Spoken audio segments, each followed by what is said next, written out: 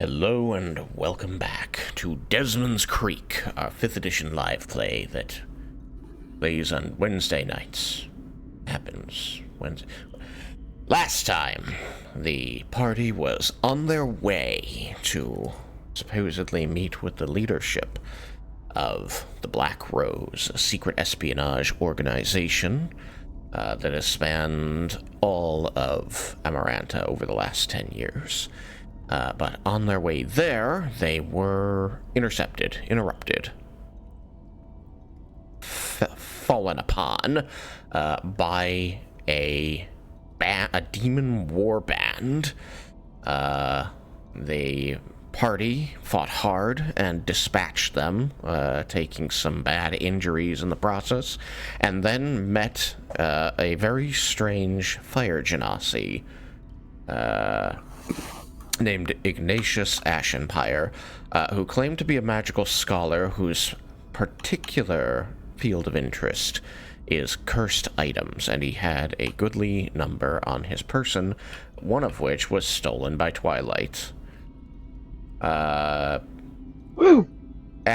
the party was parting ways from Ignatius to go and meet this agent of the Black Rose, one more creature stepped forth from the portal, a massive devil, which Ignatius had told the party had been felled by the demon warband prior to coming to this plane via the same portal. Apparently, he was wrong, and he said as much when he cried out, "I thought you were dead!" And then the party had to fight a massively powerful, though very nearly dead from its previous fight with the demons, devil, that unfortunately was incredibly intelligent and used its death, which culminates in a fiery explosion, to try and take out the party, succeeding only in absolutely obliterating Reggie. Feeling bad for having caused this, Ignatius gave up one of his prized cursed scrolls to resurrect Reggie, and gave him some burn lotion that began repairing a lot of the fiery damage that had been done to him by the devil. From there, the party moved on, parting ways finally with Ignatius, and finding through a series of roundabout meeting gestures with a wagon, a caravan-style wooden wagon being pulled by a single horse and driven by a young boy. As it approached, the young boy climbed down and went around the back to check on the door there, while a small pixie flew over to the party and, without a word, simply scrutinized them with a very dissatisfied look upon her face. But after finding whatever it was she was looking for, instructed the party that they would be entering the domain of the leader of Black Rose, and they were to be on their best behavior, and that there was special magic on this place that would keep them from causing trouble of the weapon and magic variety. And so, finally, potentially about to meet the leadership of the Black Rose, the party has gathered up at the back of the wagon. In front of you is a short set of fold-down stairs leading up to a wooden door that has been ornamented and painted with a tree whose boughs, the leafy branches of which make the top of this broccoli-shaped tree, have been divided into 4, and each quadrant is painted with the colors of a different season. The boy next to the staircase... Make sure I didn't just mess anything up on stream by hitting spacebar. I did not. This token will not load. It looks to be about 16 years old. He is pale of skin, he has blue eyes, and you can see that he's got between short and medium length brown hair poking out from under a red flat cap, like that of a newsboy. His attire is well kept but very plain, wearing a light-colored button-down shirt with rolled-up sleeves over dark brown, very plain-looking trousers that are being held up with red-brown suspenders over his shoulders.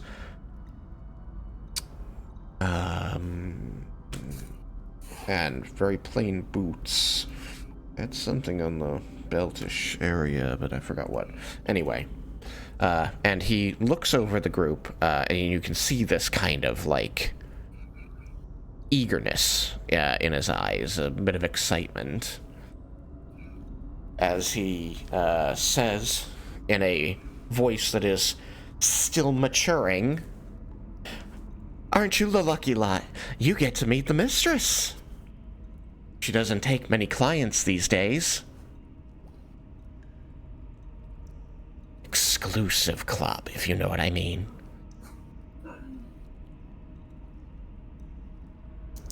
And he reaches up for the knob, but he says,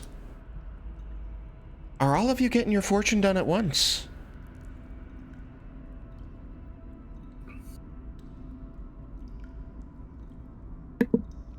Reggie looks over at Morgan. No, we're here for something else. Of course, he says, Reggie winking. looks a little disappointed. Well, don't worry, there's plenty of room for all of you. Sorry, Sam, I walked over you there. I said Reggie looks a little disappointed. Well then, I hope the best fortunes possible that Lady Liannah can give out, as he pulls the door open and raises an arm to direct you within. Before we move on, is Ignatius still with us, or No. have we parted ways? You parted ways quite a while ago at this point. Yeah. Spider would have asked if the potion of healing that he gave us was actually cursed or not.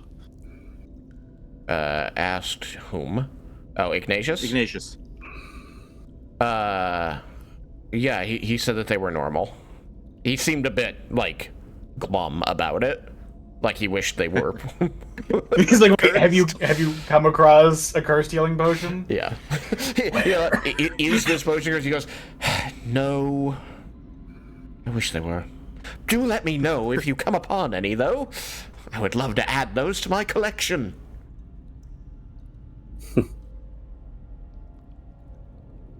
The staircase will only permit one up at a time, and the wagon does not look large, but the boy by the side has assured you there's plenty of room for all of you.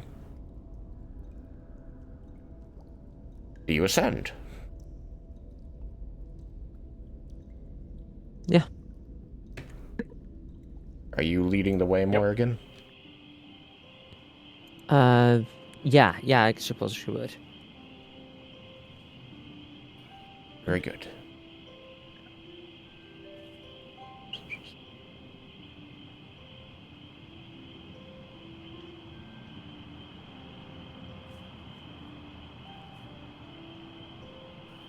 Boom.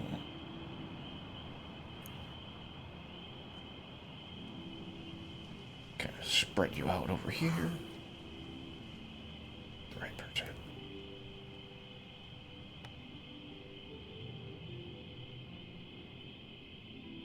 One, two, three, four, five. Who's missing? Who have I lost?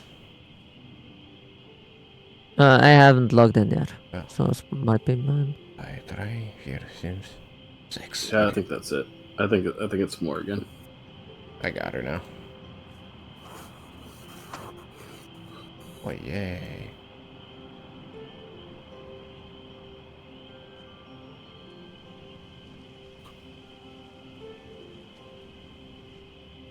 Alright, there we go.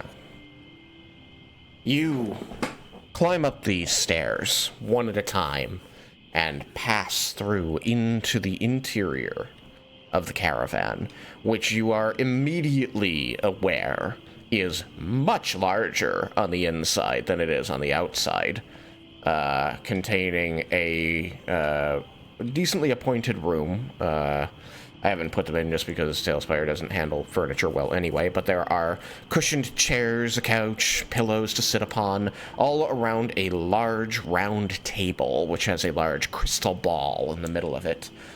And there is a beaded doorway on the other side, through which you just catch glimpses of dancing light and shadows on the walls beyond. Apparently there is yet another room beyond this one.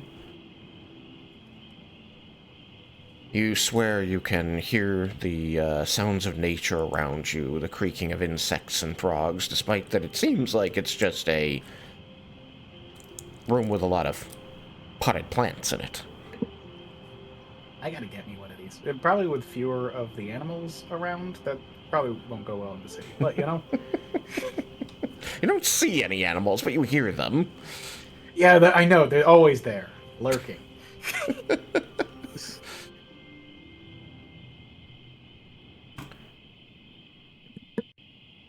After a minute or two of taking in your surroundings,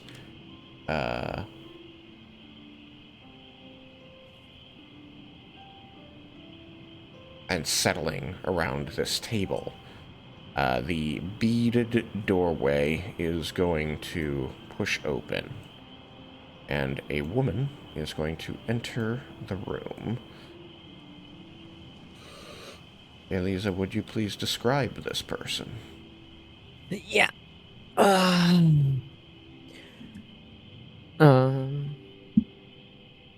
Before she enters, though, she will like yell out, "Please sit down. I'll be there in a moment."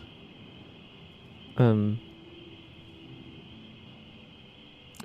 once you do sit down or not, depending on what you want, like there's the round table in the middle, have just enough chairs for all of you plus one extra.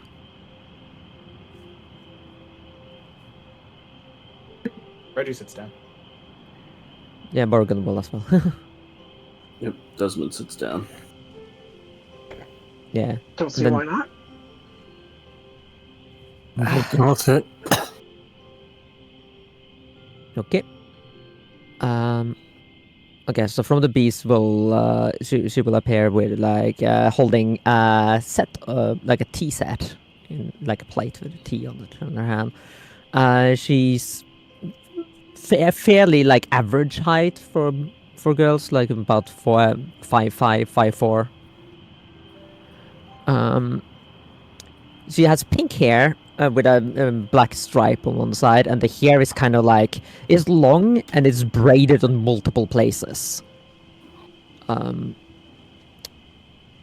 Which I cannot replicate it here, for which annoys me, but that's for another.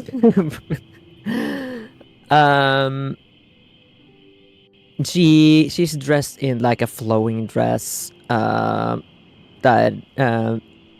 in mostly like tones of purple and cyan, very bright colors, and she seems to have jewelry everywhere you can have jewelry. She has multiple in the air. She has around her forehead several necklaces around her neck and rings on all fingers besides the thumbs. She makes a lot of noise when walking, like clink clank from all of the necklaces. No weapon, as you can see. She also seems to be very heels based on the sound, but she has a very long dress. Very good.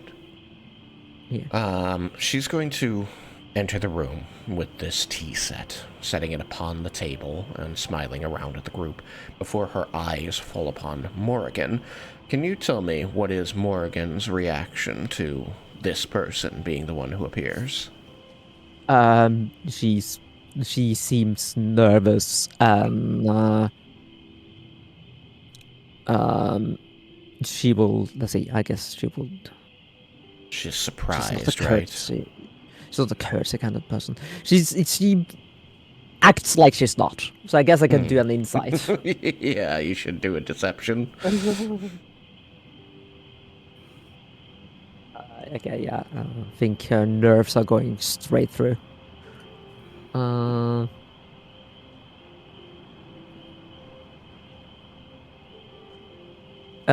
I'm trying to open. There it comes. Excel was spending his time.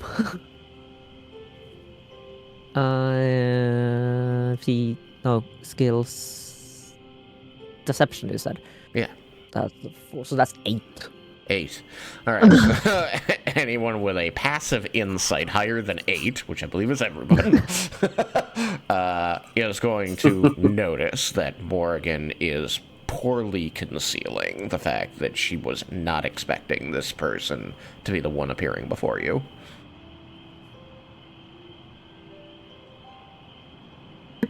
Does Morgan seem like concerned or on edge about that, or just surprised?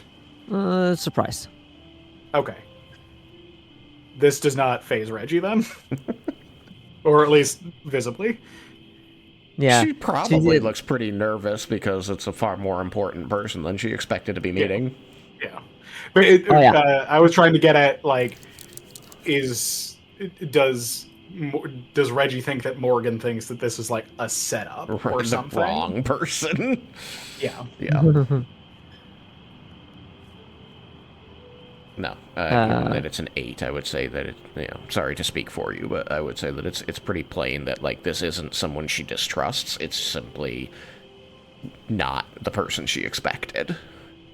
Yeah, basically. And now she's very nervous because she's dealing with a much more important person than she expected. Yeah. And yeah, the woman you're facing, it seems very bubbly and happy as she comes in. And, like, puts a teacup in front of all of you and, like, please, have some tea. Did Vulcan sit down? Yes. Yes. She will look straight at you and, like, oh, Vulcan dear, it's been a while. How are you doing? Well, I am glad to be out of the house. It is good to see you again, Aunt Leah. I hope your travel here wasn't too rough.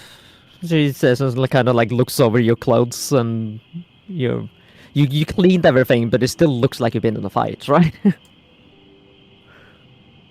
You got banged up in that recent one. I think Reggie can't fully contain it. Just like he's like taking a sip of the tea. It's fantastic. And he's just like everyone's doing Reggie's like. Since he died.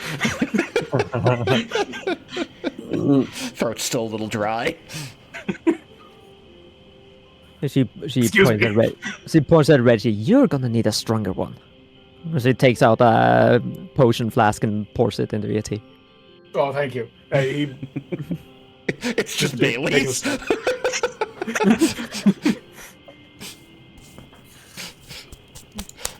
No, I do have to.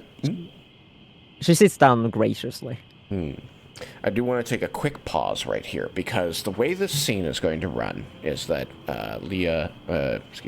Eliza is going to be portraying this character, and I don't want to make her also have to portray Morrigan.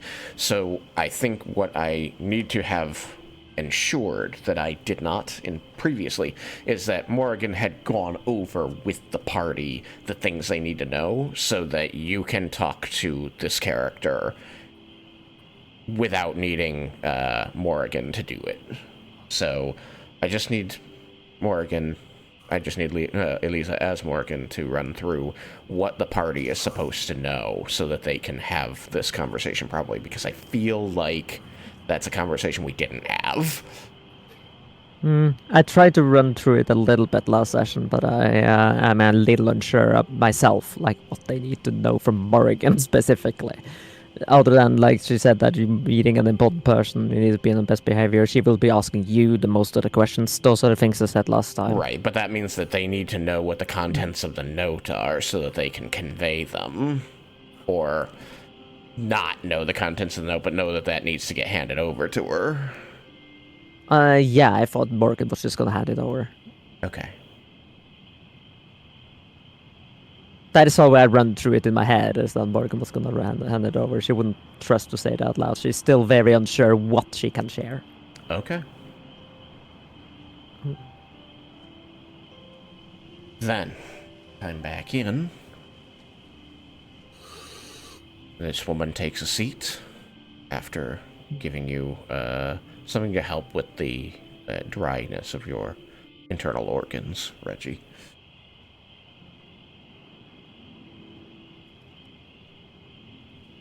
I believe at that point, Morrigan would, very stiffly, still looking extremely uncomfortable in her skin, be placing the note on the table and pushing it toward this black rose. Oh, splendid. I was gonna... yeah, but sure.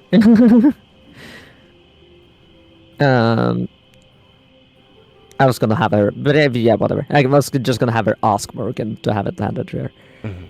Mm-hmm. But yeah, she can just take the notes. I take it you found... based on what I've heard, you found these note in a badge, is that right?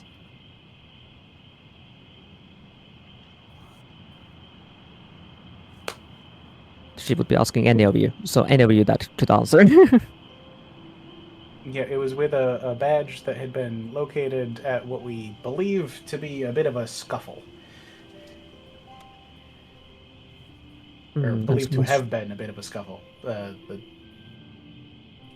I think it this is Sam trying to remember. I think it like decently well like obfuscated one. Yes. Yeah.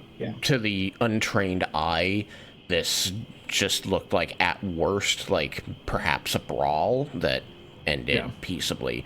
But after the much more thorough examination between Spider and Vulcan, it was very clear that it was unlikely that one of the participants walked away alive. Mm-hmm. Yeah. A scuffle that somebody seems to have put some kind of effort into making seem milder than it would have been.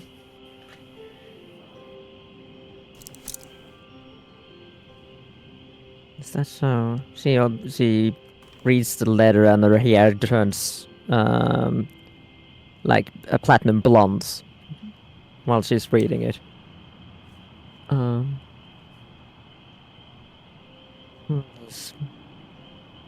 Most concerning. Were any of you made aware of what's in this letter?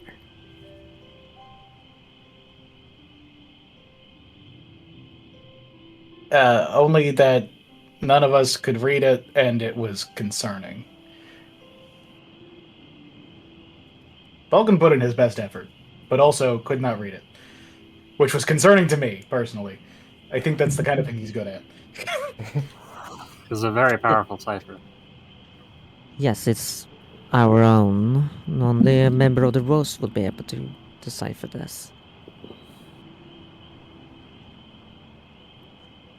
And I take it you are aware of who we are?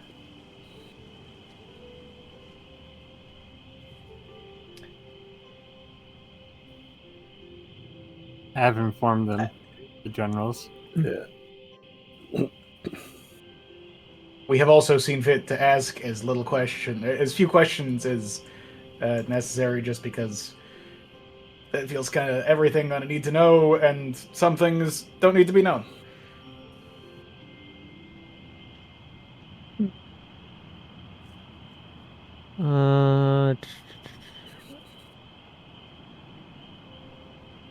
Just have to find the note. did I not pin that? There it is. You did, but I did not think about clicking on the pins. But I found it anyway.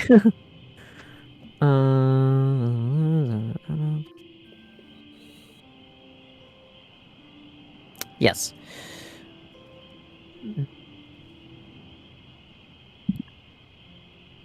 That's it. So if I take some time, I need to like figure out how to hack this. It's not often you guys get to portray NPCs who have to know more than you know. Exactly. So need like and I haven't been a DM in like a decade almost. I try to spare you guys that. Well then, she will say and look up, and her hair will turn pink again. Where are my manners? I haven't even introduced myself. People call me Lady Liannah, or some call me Madame Liannah, those who buy into all of the fortune-saying bullshit. She says as a Frankie crystal looks ball. even more disappointed at calling it bullshit than he did when he found out that we weren't going to get our fortunes told. Like, it's clear he didn't really he didn't put a whole lot of stuff, but like magic is real, and he was like, there was a little bit more hope that just dashed. You become aware that the crystal ball in the center of the table is just a bowl. Well, it is has a very little less expensive. magic in it now, you know? It is a very expensive crystal ball, but yeah. Now I tend to travel the world, portraying as a fortune teller, giving the good people what they want to hear and the bad people what they should hear. But on the sides, I run the Black Rose. I made it right here in this very city, 10 years ago.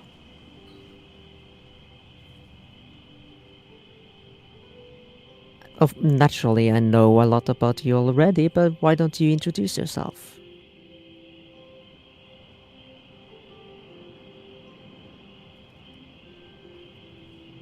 Well, I got time, but whoever wants to go first.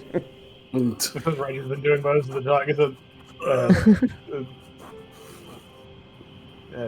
I'm Reggie. It's a pleasure to meet you. I am Desmin Azeros.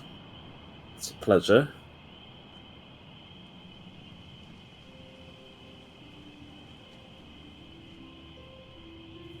She already knows Vulcan, so he doesn't need to.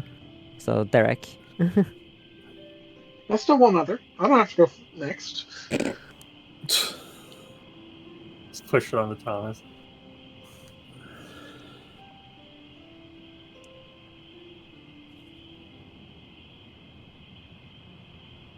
Thomas. Thomas died. He's stuck in dead hell. I'm just wondering if Spider. Just a teenager's voice from outside the door going, and I'm Jonas! Would Spider Pleasure. actually. All mine! Spider. Would he introduce himself? Would he? Hey, buddy, I think they're waiting on us. He was told to be on his best behavior. Is this really our best behavior? And he'd be the Spider.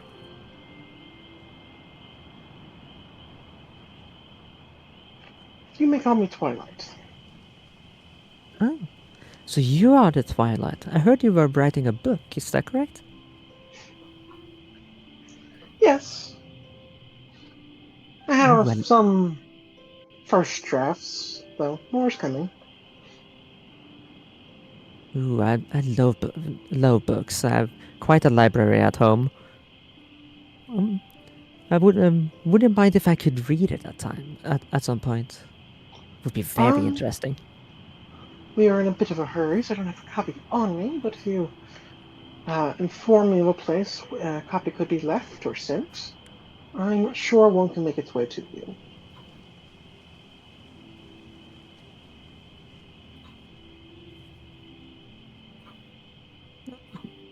Morgan would know our way.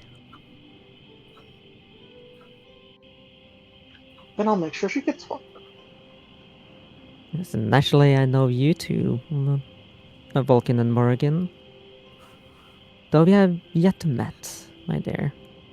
You've been doing quite well here. And this situation will not expose your position. However, for the rest of you, I would like you to keep Morgan's position among the rows between us. Know that she was not sent there to spy on any of you.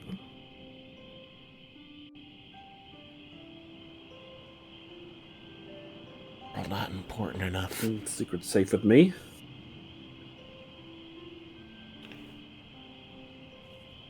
Simply needed someone on the inside on each of the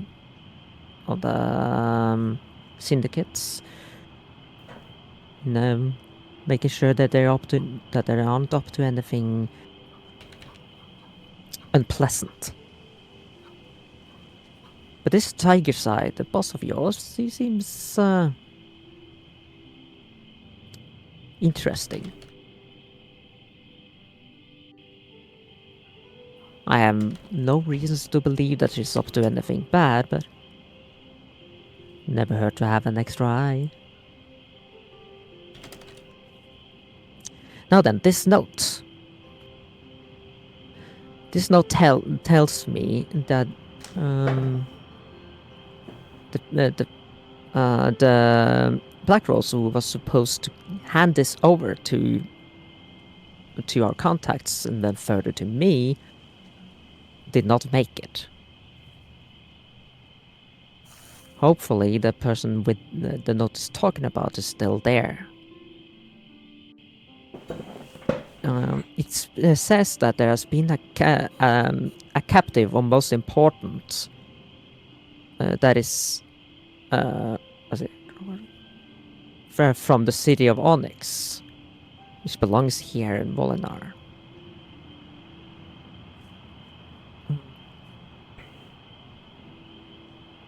And I could need someone to escort this prisoner. And I could think of no better than the so-called A-team of the Syndicate.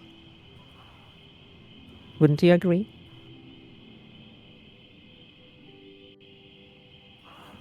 We are the best. Awesome, I like the best.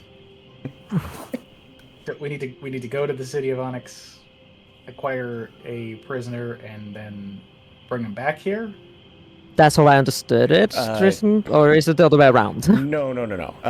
The only mistake there. So the piece that got missed is the prisoner is in Umbralite. They were transferred from the city of Onyx to Umbralite.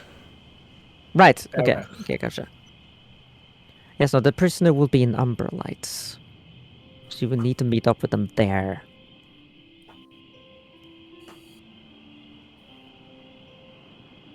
Luckily, the A-team has recently made some strong contacts in Umbralite.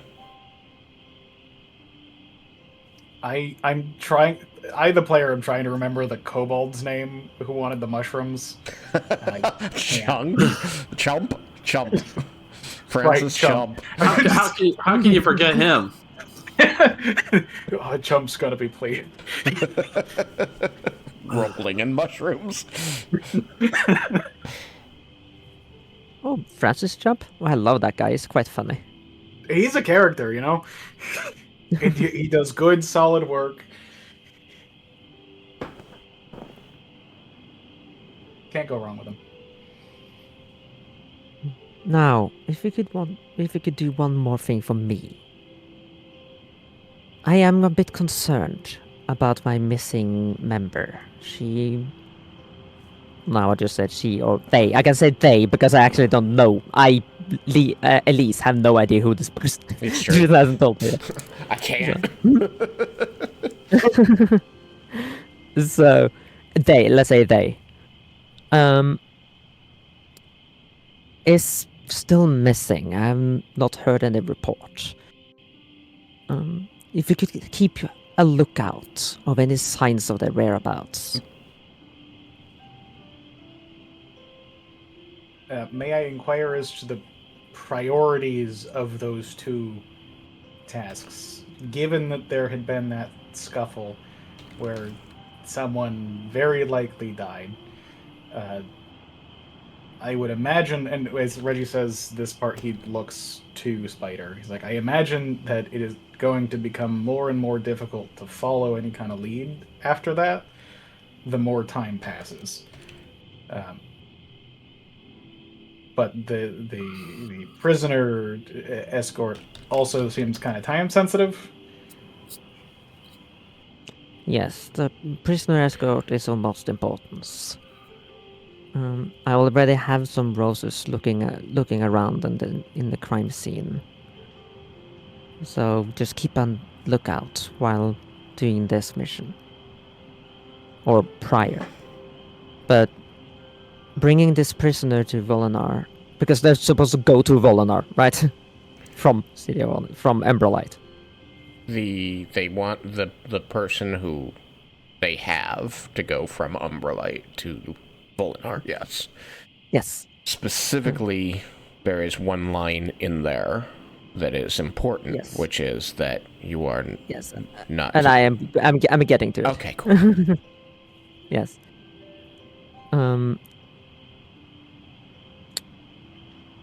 Now, there's one thing in this note that concerns me. That is that you should not bring this prisoner through any official channels. This is why we need someone of your caliber. Oh yeah, no, we bring people through unofficial channels all the time. Reggie had been concerned when you said that we needed to sneak them into the city, and then immediately is like, "Oh no, this is perfectly."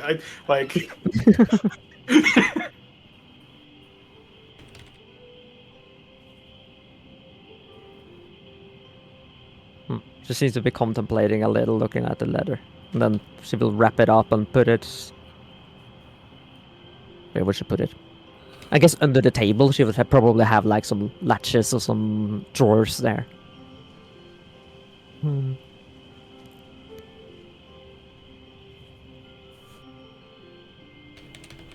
Imagine reaching under the table and flipping a lever or something, and then the table starts shaking. It's like, oh wait, no, sorry, wrong lever.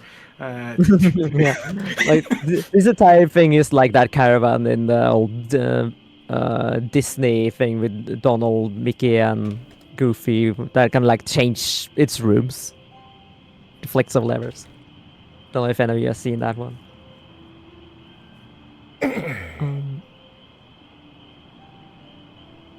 But no. Is there anything you would like to know from me? Any questions is open. No need to be nervous. I won't bite. I leave all the biting to Lorelei.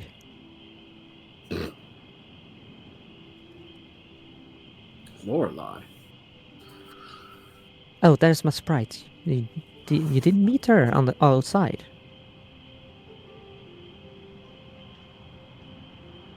You did. Oh, okay.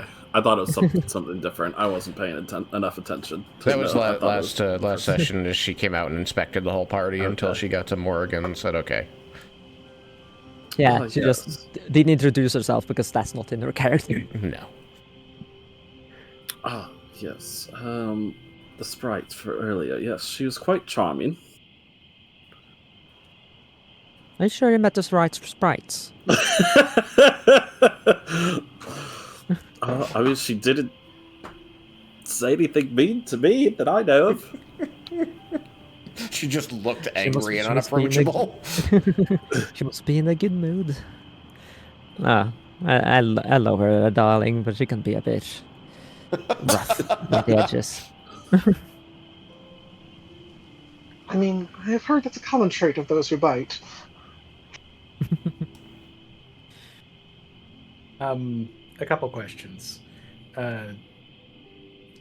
Does Morgan have a means of finding this prisoner once we're in Umberlight? That's a good question. I don't know, Tristan. So the intent here is that this note came from Umbralite to inform the Black Rose that they had this person who needed to be returned. Just because, like, without her sharing the exact verbiage, it's not clear enough, and I think at this point it should be made clear. So I'm just going to quickly go through and explain what's going on here. This note was being delivered to the highest echelon of the Black Rose because of its importance. It was given to a Black Rose agent who was in Umbralite. That person was intercepted along the way, and you found the results of that. That's how you got the note. So it didn't make it to where it was supposed to go. You have now completed their mission by delivering this note. And the note indicated that an important person is being held in Umbralite, but needs to be transferred to Volinar. And that one of the elements of the city that are not under direct control of its governance should be the ones used to complete this exchange. With very plainly stated distrust of the governance. Okay, so a second question is also getting into and out of Umbralite. Is that supposed to be done through unofficial means?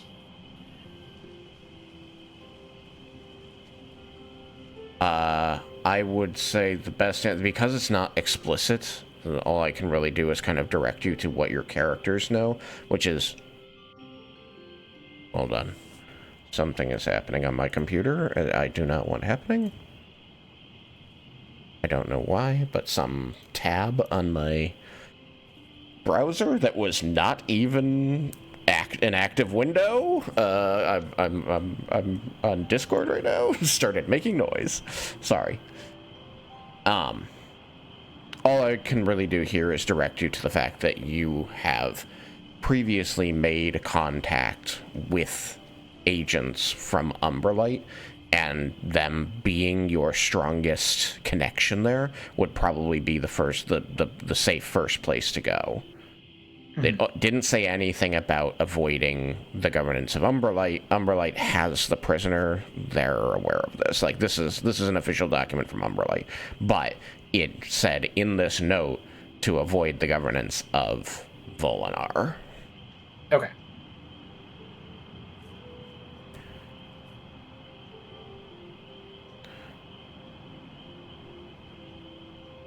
Sorry. The roleplay is good, Elisa. I just need to make sure that the correct information's being conveyed. Oh yeah, absolutely. It's not super easy. No, it's not. Like I said, to like you're doing a good remember all of job. the details. So, yeah. Yeah.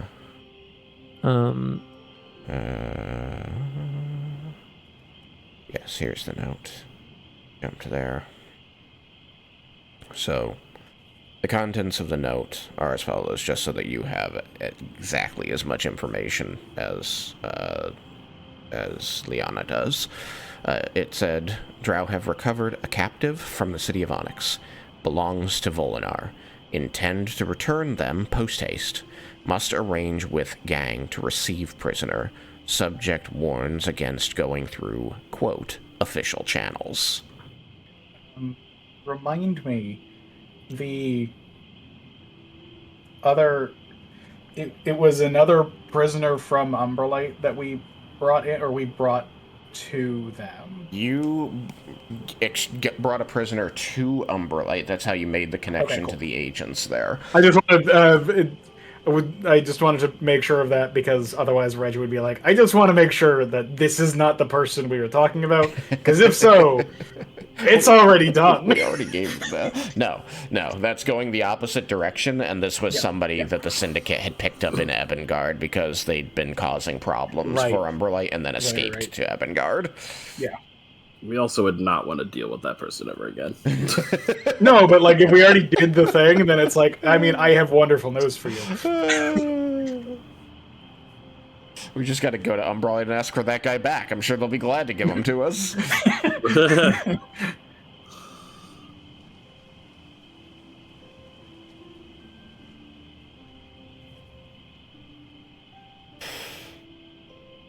So, there is going to be a bit of logistical figuring on the part of the A-Team, but that is why the A-Team was chosen for this. They should be capable of doing that, but they need to acquire someone from Umberlight that Umberlight wants to transfer without tipping off anyone important in Volinar before you've come back with this person. Do we know where in Volinar they need to go, or who we need to arrange this drop-off to?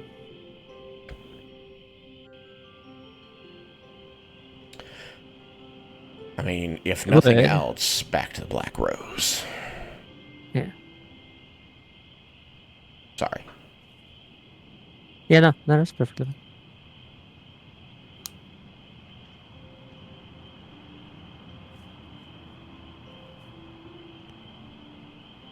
Out of character. I'm beginning to wish that I chose Charm Monster. What if I run into a roper and it tries to tie me up and I can't soothe it? And Charm the Roper. Wait a minute. I've seen.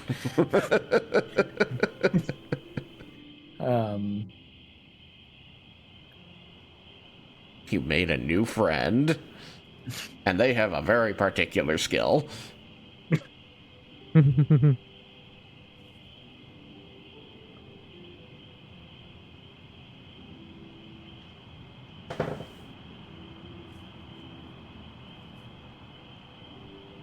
How to the voice in the sky? How well documented, and like safe and all of that is the route from Volinar to Umberlight?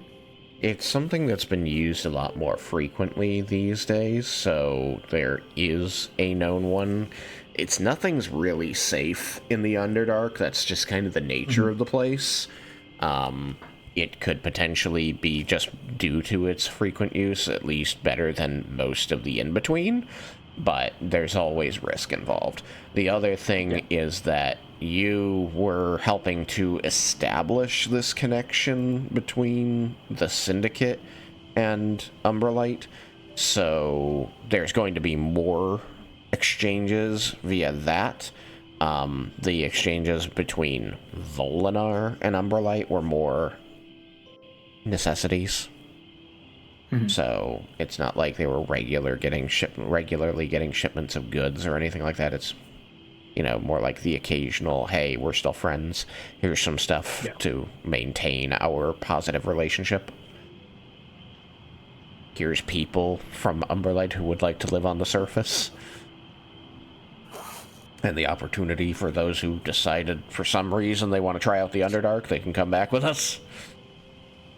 But I would not say that. I would say that it's not a daily traveled road. Yeah. Are there any stipulations, requirements, desires around the state of the prisoner when they have been brought into Volinar?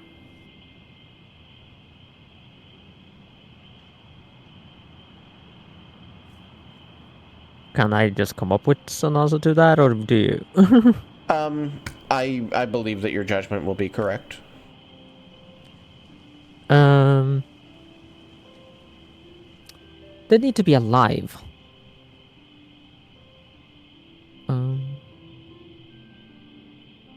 And Is able unharmed to talk. better than harmed, or is alive the real concern here?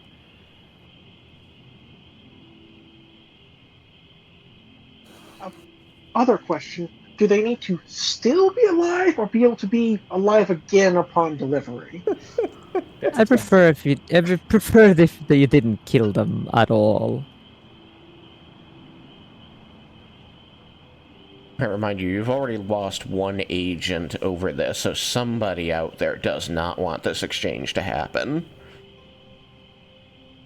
Yeah. Potentially, if they even knew. But You know how hard roses are to find, much less intercept. I suppose it could have been random. But that means I believe in coincidence, and who does that? Dun dun dun.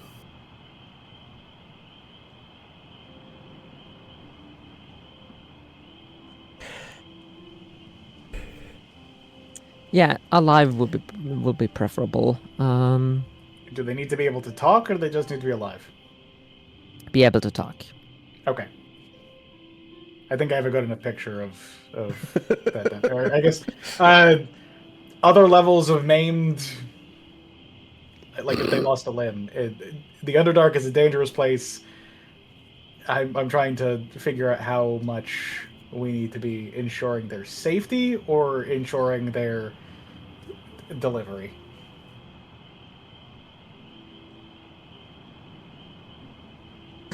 You were told these people were the best.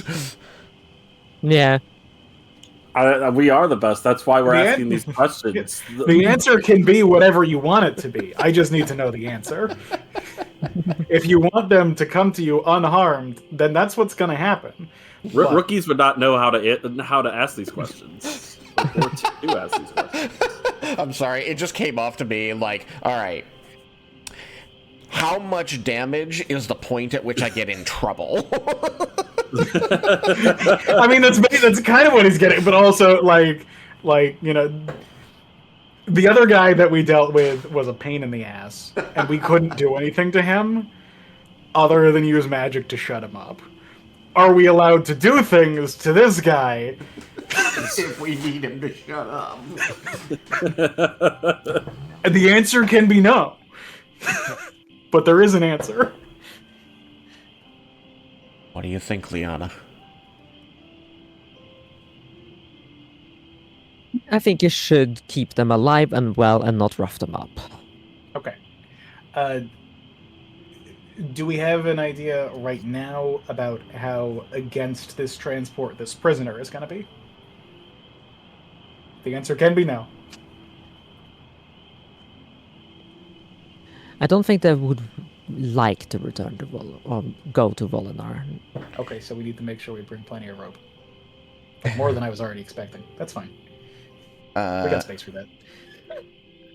I'm gonna post this text into the channel because there is an interesting word in it that I believe is pertinent to the this question, but I think that it'll probably feel better if you had the opportunity to suss it out yourself.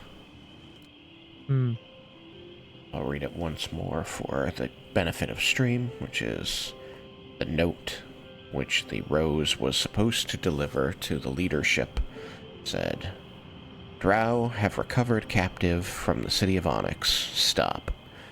Belongs to Volinar. Stop. Intend to return them post-haste. Stop. Must arrange with gang to receive prisoner. Stop. Subject warns against going through, quote, official channels. Stop. So who's subject? Cookie for the smart robot.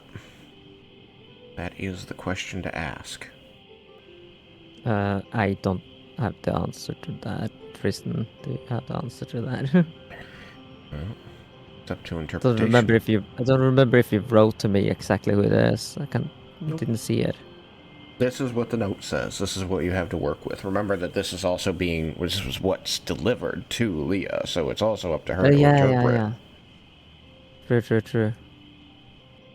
So everybody has the same information now, and anybody who might have known more about this is potentially dead. At least anybody in Volinar who might have known more about this. So that is the content of the message, which may or may not give you insight into the level of resistance you're going to expect from whomstever it is you're going to retrieve.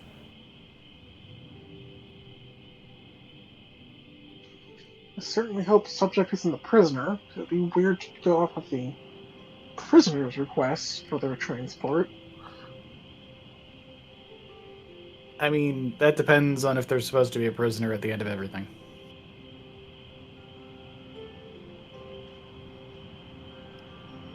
Highly dependent.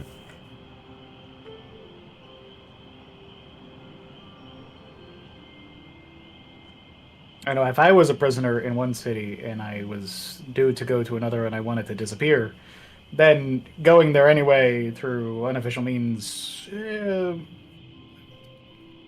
especially when, it's so dangerous between one and the other that things happen, very easy to fake your own death there. Especially if you understand the paperwork. Like Reggie winks at Desmin.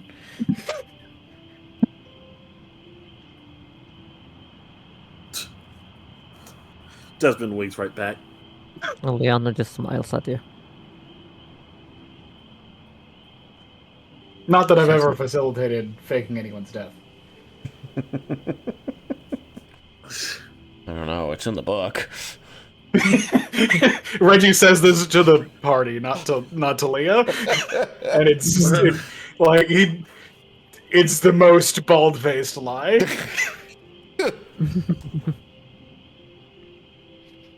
I mean, she still hears it all. Yeah, but like he had turned to the party to say it.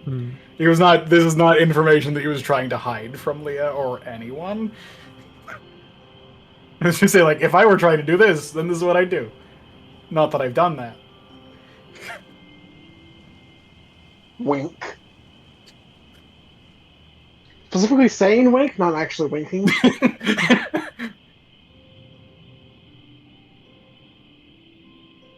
Okay.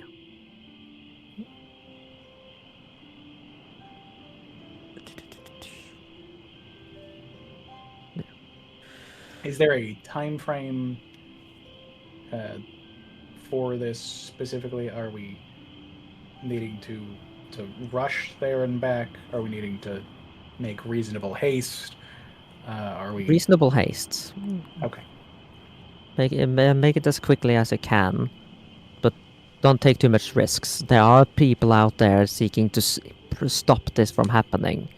Well, at least that's what it looks like.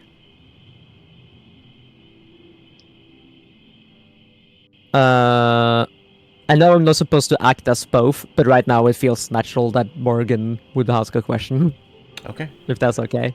Yeah, that's okay. I really just wanted to spare you having to play both. Yeah, Morgan will be like, if there's people out there seeking to attack Roses, am I in danger? And are people I care about in danger? Would you like me to answer that, or do you want to go back to being her? You could answer that if you have have a good answer to it. Yes. I think that Liannah would look very thoughtful momentarily, holding the saucer and teacup in her hand and staring into the depths of the liquid, before taking a breath and saying, "The nature of our work means that our people are always taking on risk for the benefit of Amaranta. But until we know more about this attack on the Rose we lost, I have to run under the assumption that someone out there knows more than we want them to, and my people are in danger, and I have to take precautions against it. So you should as well, Morgan." She nods.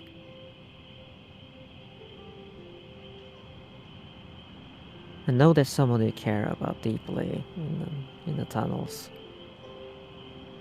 And make sure that her home is guarded, but if you know of better options, I'll leave that to you.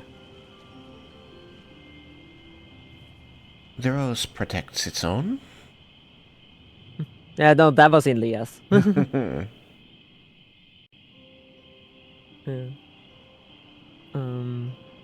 I don't know if my voices come out clear, like which character. It can be hard to. Yeah. It can be hard to be doing different voices for things. I only have a few. Yeah, and especially like I never like made like for me it's more like accent more so than voice, but it's hard to like do it right now. But Leah is more a little more British and a little more posh in her speech than Morgan. Morgan's more rough and more like, straightforward in a way. The Leah don't shy away from the random cuss word or stuff like that. You know. No, should you ever need me, you know where to find me. Or I will find you. But I am a busy woman and I'm planning to take to move on soon. As soon as this situation has been handled. Feel it's vital for my presence at the moment.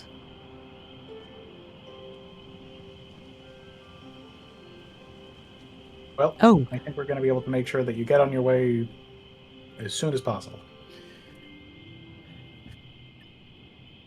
thank you. Oh, but one more thing. Let me get Tristan's notes back up. I would like you, before you go on your way, to meet up with Aserios, one of the clerics of Arathis. Right.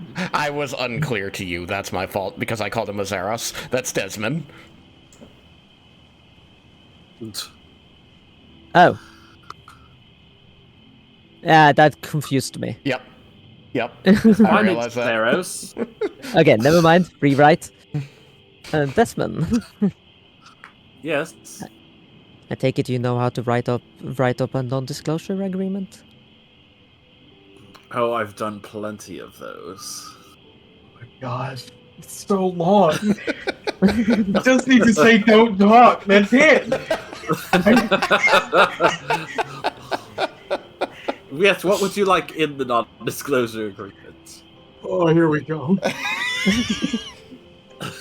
Oh, you know how to word it, but to keep everything that we had talked about today between us, including your knowledge of my position and of Morgan's position. Ah, yes, give me just one moment. I will have one. Up in a jiffy, and he just starts. He pulls out like all the papers and just starts going crazy, just writing all over it. Like somehow each paper looks almost exactly the same. You know, those Reggie agreements looks up and is usually like, come "If I just." first. I said, those agreements usually come first. The Reggie looks up and is like, if I just swear to Arathis not to say anything about any of this to anyone not in this room, is that not enough? Desmond looks to him, still writing, not even looking at what he's writing. He's done this so many times. He just looks at Reggie. He's just like, "Come on, Reggie, you know me." Just this once. That's all. I can't say no to a good form. Reggie, it's okay. I'm halfway done. He's already has like 3 pages written of like for everybody. He starts, like, flexing his hand And to you, for Twilight. initially. Yes, Twilight, you are correct, but this is special case. Since we needed this note to come to me first. Now, is there anything you would want from here? Any elixirs, any remedies, things to soothe pain? I think Reggie wanted his fortune told. Reggie's not gonna say that. Not after that comment about, it being Bullshit. complete bullshit. He's disillusioned now. Reggie's gonna hold up the empty teacup and be like, "This was more than enough for me." There's so much less magic in the world now. I'm gonna slide my Come on, Reggie, teacup over to get your you. get your fortune told. No, we have things to do, and it's not the same anymore. If any of you tell anything about the fortune thing to Joy, and ruin that for her, we're gonna have a talk. I promise not to tell Joy, as long as you sign this agreement right here. I will gladly sign that. And Desmond will also just hand all the sheets that he's written to and pass it around to everybody so they can sign them. Reggie signs it without looking, but signs in all of exactly the right places. He's like moving the paper too fast to actually look at it, but knows exactly where he needs to sign. Yes, I'm afraid I cannot actually predict the future, but I have my own magic that could be useful if you wish.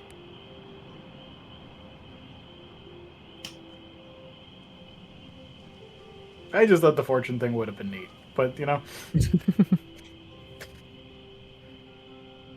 There's no magic. No, left as far in as this I'm world aware, because there's the no, guy who like- can turn invisible. Yeah, as far as I'm aware, there's not much when it comes to future magic in D&D. But there's some amount of divinations, like Wheel and woe. yeah, you have what's the Omens. the level spell? Yeah, that's not very helpful for It's like we write the future, right? So if you were to say the future, that would determine the route of the game. That wouldn't be very fun. But that is meta talk. The omen spell is designed so that you can ask the DM what's a good idea and what's bad. I see. There's stuff like that. We have two paths to go down. Which one is going to be worse for us? Yeah, I don't know if she would have that spell though. I mean, right now I don't really know what Leah can do because it's been 10 years since she was level 20. So, because she got to level 20 at the age of 14, I guess she would be pretty much a legendary character at this point. Yeah. Congratulations, you're now hit level 21. You're old enough to drink.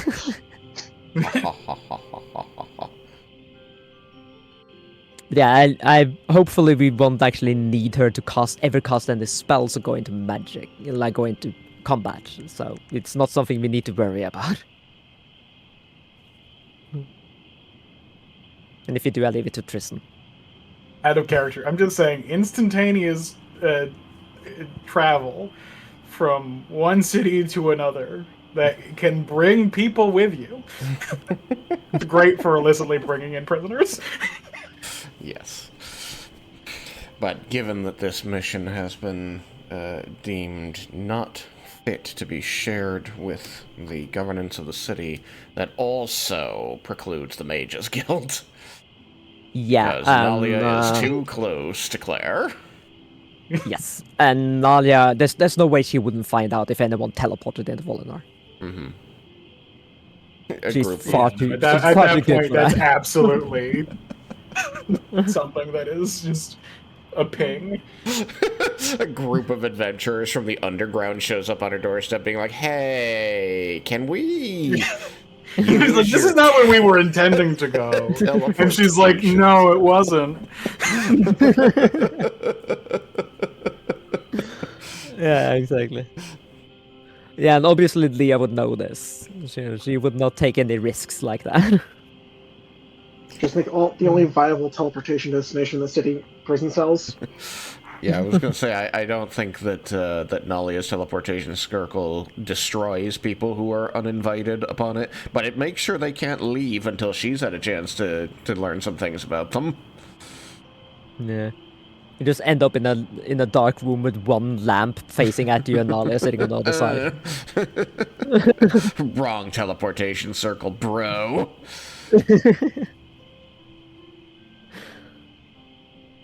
I know what you're thinking. Did I fire 5 magic missiles? Or 4? You gotta be asking yourself is, what level did I cast it at? The age Yeah, I have one question for you, Tristan. This prisoner, is there an intent for them to like be brought to Leah, or are they supposed to just be brought to Volinar and they will be taken over by someone else? Given that this was being done through the Black Rose, and the recommendation is to use one of the gangs so that it's outside of the eye line of the powers that be on the surface of Volinar, either there is trust that once the prisoner has been brought back into the custody of the gang will know what to do with them, or the intent was to bring them into the Rose. But there's also the possibility that omitting that is an indicator that they're supposed to get that piece of direction from Umbralight. Compartmentalization comes into it at that point. So, in other words, there's a few reasons that information could have been omitted, and a lot of them just point to compartmentalization. So likely, if it wasn't given to Liannah, so Liannah can't have passed it on to, like, even if this had been, because, so, imagine if things had gone right. The Rose made it back to her command alive, gave this message to Liannah. Liannah now has the message, there is a prisoner in Umbralight that came from the city of Onyx, and they need to be brought to Volinar, and you can't talk to Claire or the Mages Guild about this. Then she's going to go to one of the gangs, say, you need to go to Umbralight to get a person, and Umbralight's going to tell you what to do with them. Right? Okay, yeah. Like, that's just me trying to logic through it. Yeah, exactly. So the group will get information in Umbralight about where exactly to take it. Which means that Desmin, you have a chance to use sending. Hooray! Who am I sending to? One of your new drow friends. Oh, these drow friends. Let's see. Do I even have their names written down? They had to sign your book. Was it Larthon? Sounds right. And Valise? Yes, Larthon, Valise, Boron, and Chilind. I only had 2 of them written down. It's true, you had the priest and the priestess of Illustrae, which is Valise and Larthon. The other 2 were soldiers, so I suppose not important enough. Hooray.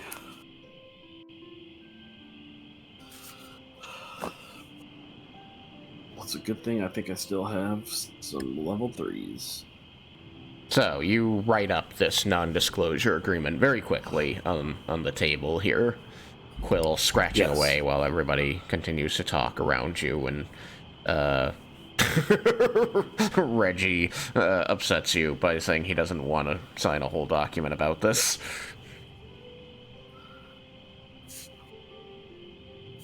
Gosh, come on, Reggie. I never have any fun. But yes, if everybody signs it, then Desmond can put it in his little binder for safekeeping, and he can give a copy to her. Yeah, she would sign them too.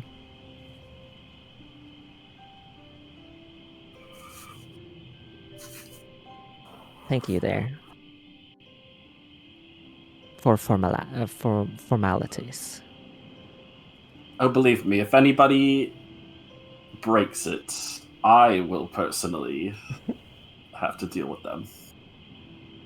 I'm sure you will. Yeah, good thing I didn't sign it, though. Nope, I got your signature right here. No, you don't. Look closer. Ah, it says Twilight in your handwriting. Yep. No, it doesn't. I Everyone's have no going to reason have to it. sign this, by the way. Like, there's not going to be any exceptions made. This is far too important. Twilight's gonna need to give a reason first. She hasn't been given any. Yes, she was. No, they said, we want this. And I've said, I don't. That's been the extent of it so far. No, you were told that this was about the protection of the Black Rose and everyone in it. This is a non-disclosure agreement. You can't talk to anybody about what's going on here or that you know anything about the Black Rose. That's what this says. I'm aware that's what it says. Okay. I never asked to be here. This was never given to us beforehand. I have no reason to sign it. I don't care about their protection. Okay, you're going to cause a really big problem if you do that. Just as a heads up. This is not something they fuck around about. People die over this. Fine. Like, you can have that discussion, but I'm just letting you know that, like, if you try to just flat out refuse, it's not gonna go well. I mean, I'd go some other route, but there isn't any that I can see. What are you thinking? Well, I mean, naturally I'd sign it, but not actually signing it, but Desmond's too much of a Stickler. paper pusher to not be checking. That's true. That's true. Very hard to get anything past him there. Alright, then I'll just have signed it. Okay. But she's not very happy about it. That I understand. I will send you something in DM, Tristan. Checking. And I'll be following up one thing as well, in case it's important. Yes, I understand. I am pleased that I picked the correct chapter. I was like, where did I keep all the names and interconnections of Umbralite? I think it was chapter 6. I hope. It was. Right. Read up on what was written in Snark. Nice post there, Thomas. The one about the crystal ball. Okay. Just making sure I had the right names. Have to use names from the old campaign. Well, get to, I guess is the right word. Found that image a few days ago. And it felt so appropriate. Okay, so document is signed by the party. Basically, it is a legally binding contract to keep the secrets of the Black Rose that you have been made privy to, which include, but are not limited to, the identities of Liannah and Morrigan as agents of the Black Rose. Reasons laid out as that the release of such information could be damaging to the Black Rose and its operations. If rumors are to be believed, the Black Rose is a world-spanning spy organization. There are many in the world who would love to destroy such a thing, so it's very, very dangerous for them to out any of this information to anybody, and you can confirm with yourselves that this is well-protected information, as everything you've known about the Black Rose up to now has consisted almost purely of rumor and hearsay, to the point that the Black Rose have been more in your lives boogeymen than anything real. The probability that they were real is high enough that people don't take risks, but it's also one of those things where people go, how could there possibly be such a thing, these people doing these things, something so powerful and widespread? So there's always dissent, right? Doubt that the Black Rose really exists and operates the way the rumors say. Basically, you've been let behind the curtain and see that just about everything you've heard about the Black Rose appears to be true, and at least as far as what you're getting out of this conversation between these two people, one of whom you've trusted for a couple of years, and the other you've just met, but who seems to have a strong relationship with her. So unless it's an incredibly good ruse, which it still could be, then very likely everything they've said about the risks and dangers and what they do is true. It's up to you whether you believe they're working for the good of Amaranta, the neutral of Amaranta, or the bad of Amaranta. So I do have one question. Yep. How would this legal contract be enforced? If they're world-spanning, they're going to be outside of any government. Yeah, Which would make them that is illegal a good by question. definition. Yes, that is a good question. The reason it's important that it's done by an Arathian means that it will be adjudicated by the clergy of Arathis, which is also a world-spanning organization and not actually under the control of any single government. So these guys are the lawyers and the court of the gods. Oh, it's enforced by Desmin. Yeah, more or less in this case. Like, this one is enforced by Desmond, but once he puts in this paperwork, it will be, something that could be enforced by the temple separate from Desmond. It'd be up to Desmond, but it'd probably be one of those things that's a sealed document, only to be unsealed in the event of its need.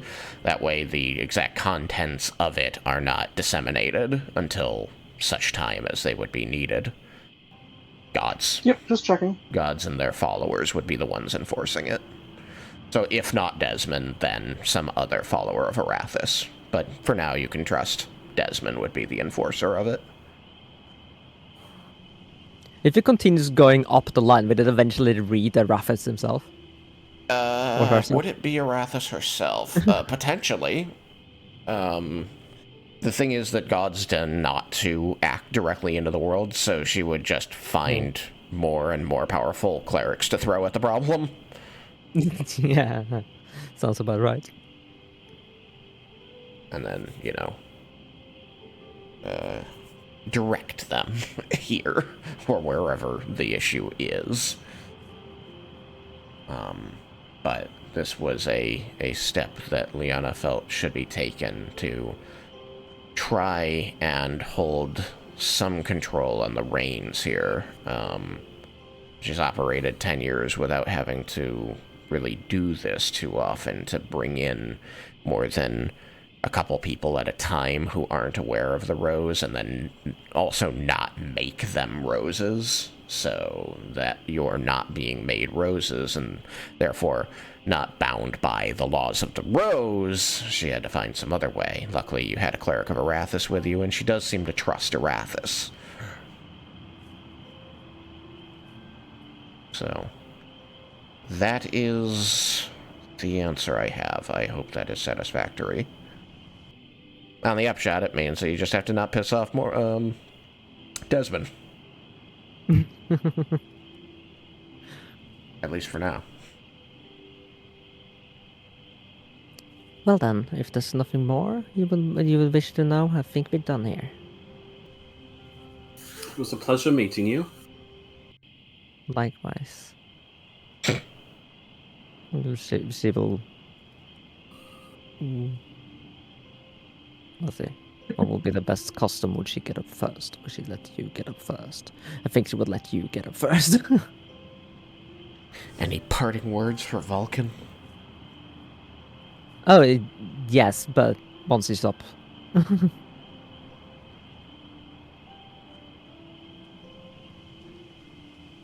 Alright, so Liannah dismisses the party from her wagon. Caravan. Yeah. She will... Let's see, Vulcan is on the side, so that makes it easy. She will walk around and, like, give Vulcan a hug. You will hug her back. It was nice seeing you again. You too. Once we find ourselves both back in. I always forget the word names. Where they're from in Aspara. Aspara. Once we both find ourselves in Aspara, we should meet up again. I look forward to it. And to And do be Liannah. careful. I will. And Morgan, she will grab her into a hug too. Morgan will look very uncomfortable. And she will say to her in a low voice, "Don't worry, we got you. Everything will be fine."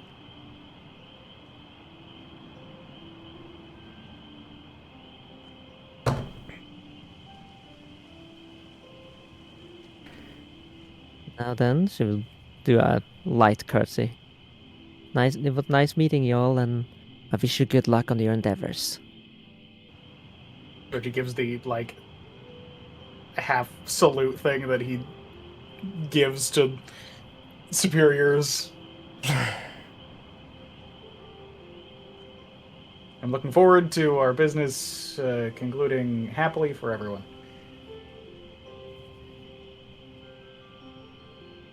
Hopefully. What are you looking for there, Tristan? I was trying to see. I was pretty sure. I thought there was a crystal ball. Wanted to put it on the table, but closest I got is that old like purple orb that we used in the demi liches thing. Yeah, that's a bit So big. That's what I was looking for. So I was staring at this ball right here. I'm like, yeah, it's like crystal ball. The ball. It's like a dog's chew Just a toy. red ball, yeah. Oh well. Yeah. I mean, it is. I could say that a crystal ball is pricey enough for the scrying spell. Yeah. Since you know Leah. I do. You as players can understand what it's used for, but you as characters, that up to your understandings. Reggie knows exactly what it's used for. It's used for crushing hopes and dreams. Crystal balls are bullshit. Oh, poor Reggie. It's that little bit of childlike wonder gone. Gone. Forever. It never comes back, you know. Guess I could use the egg. I think that's the closest I got right now. I guess they really don't have a crystal ball. It's a weird thing for them not to. But I feel like that's a thing with Tellspire. There's a lot of things that I'm sometimes looking for. I'm like, why don't you have this? This seems like something obvious to have. Yeah. Oh well. I don't know. What can you do? Anyway, so you file out of the caravan, yes? Yes. Yeah. Okay. Be sure. Desmond likes that. Yeah, Morgan would leave last. So I'm gonna give Leah a last nod and a nervous stare. And go out. Shoot up on the table for now.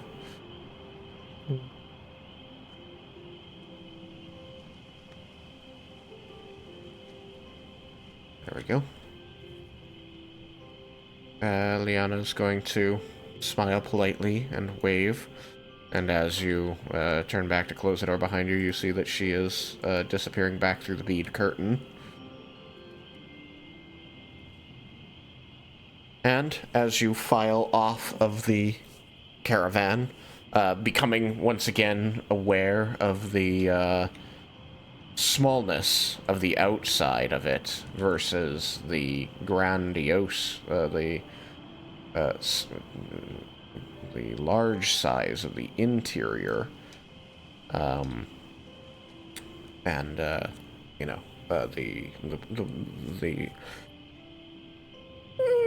busyness of this tunnel kind of washes back over you after the quiet serenity of the inside. You are going to be hit with the voice of a teenage boy. It says, "So did you get a good fortune?"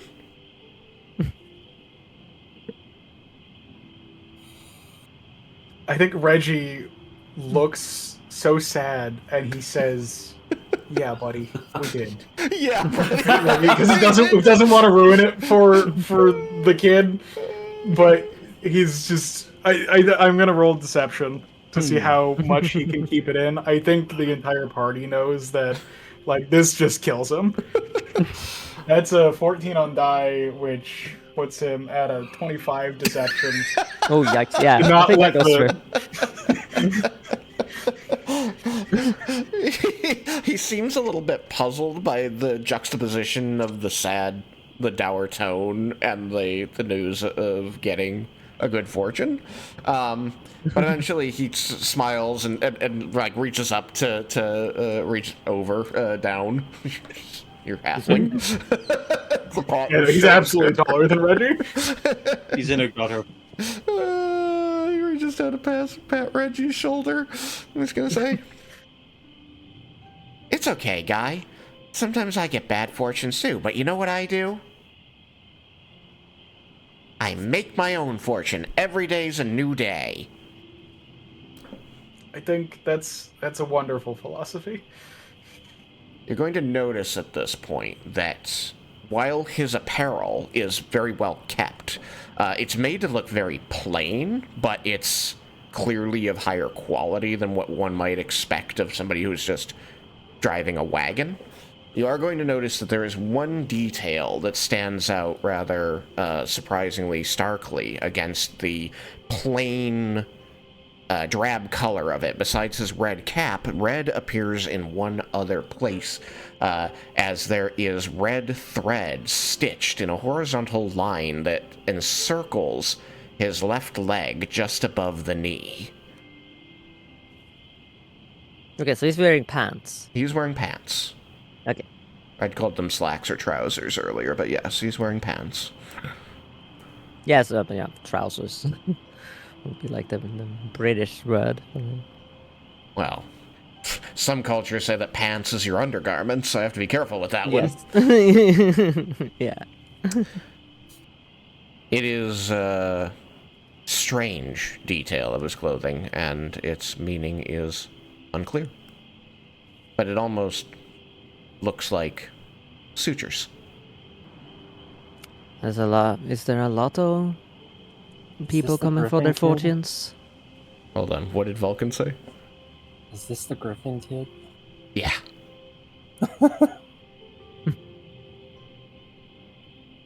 Yes, it is. That's your Easter egg. This is Jonas, the child that the crew of ELR saved and regrew his leg after the Griffin.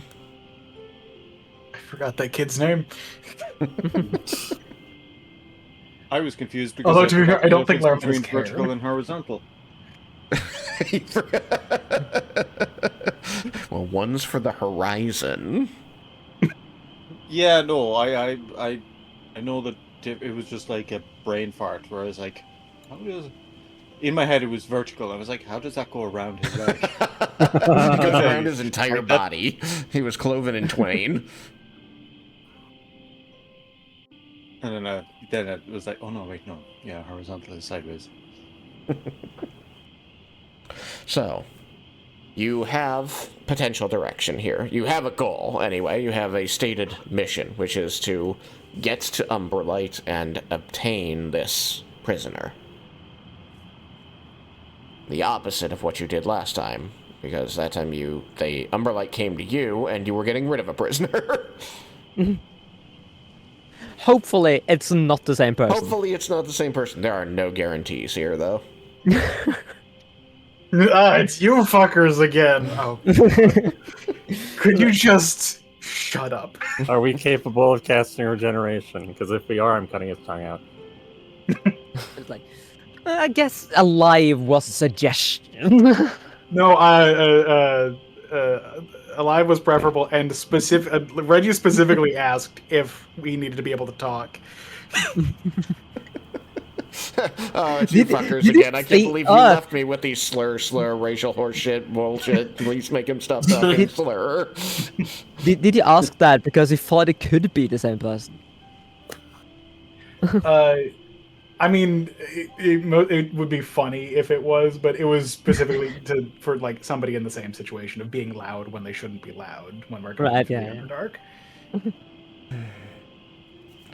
I didn't think it could until now. So.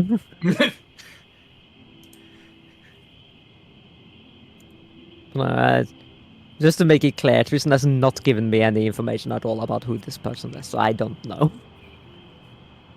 Seems unlikely that is the same guy. Yeah. It's their twin brother. He's even more of a jackass. The evil twin. More racist, somehow.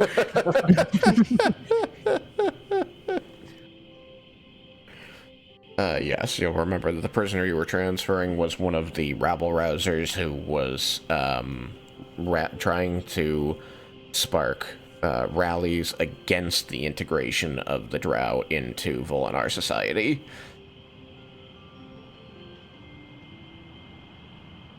Because, you know, you never quite overcome that racism, I guess.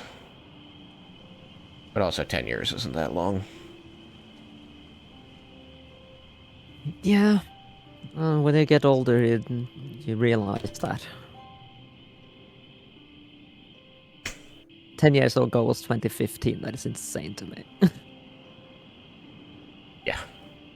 I remember 2015. Yeah, it was, you know, the year before we began ELR. Yeah. Yeah. 2016 rolled in and everyone's life changed. That time it was for a good reason. Once we're not near other people, Todd's gonna inform Morgan. Your friends are assholes. Yeah, we can put you not near other people down some rando tunnel. I thought she was surprisingly nice. She brought us in there, asked us for our help, and threatened us at knife point. Not so dramatically, but that is what just happened. Oh, well, you know, we're dealing with something very secretive here. Gotta make... This is the life I've known. Trust me, there are far more knife point situations we could be in. There could, but not ones where they're asking for our help in the same breath. We could have been we could have been under a spell. Could have been forced by magic to never speak. Are you aware of a spell like that? I'm certainly not. Ooh, the DM is. I'm not aware of many spells, but I assume a lot of them do exist. Regardless, just because they weren't as bad as they could be doesn't make it better. These are all fair statements. Right, she wanted to read the book at least. Yeah, good fucking luck with that. Buy our copy like everyone else. I think she will be very sad to hear that. Look, if she wants to be nice, she can be nice. If she wants to be a bitch, she's gonna get treated like a bitch. I think you're being too harsh. No, I'm not. I am not, under any circumstances, happy or willing to sign away what I can and cannot do in my own time. The only reason I did is because I would have been prevented from ever leaving that room. You want to talk about information that is dangerous to share. You're free to do whatever you want. No, apparently I'm not, according to that. According to that, I have to keep their secrets regardless of my own thoughts and opinions on the matter. Well, do you want to risk the life of several people? Just so that if they're risking the lives of others, absolutely. I'm not... I will never put someone else's opinion in the past above mine in the present. It's not worth it. They can't know what's going to happen. Hell, she said that herself.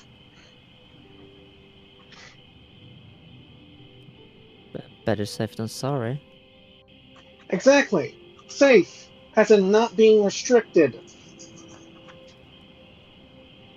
Just to put a little bit of perspective into there, one of the lives that is in danger, should any of this information get out, is Morrigan's. So you are talking to, just in case it colors the way you want to phrase this argument at all, which it may not, that you are basically saying, like, from one perspective, you're saying, I want to endanger you by spreading this information.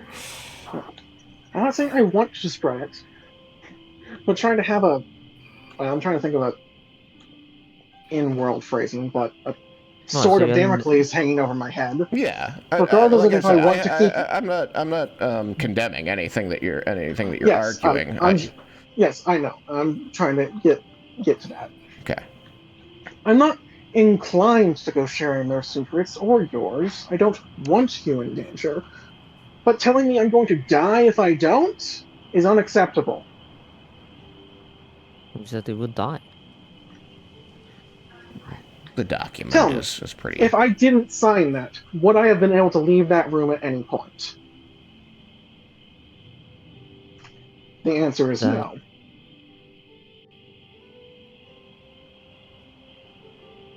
I think it would. Very questionable. This is the world's most secret organization for a reason. Yes. She would. Her mind maybe not. Wait, what? Oh, those like are the the same memories? thing. Yes. Got you. What? That statement confused me at first. I understand now. Yeah.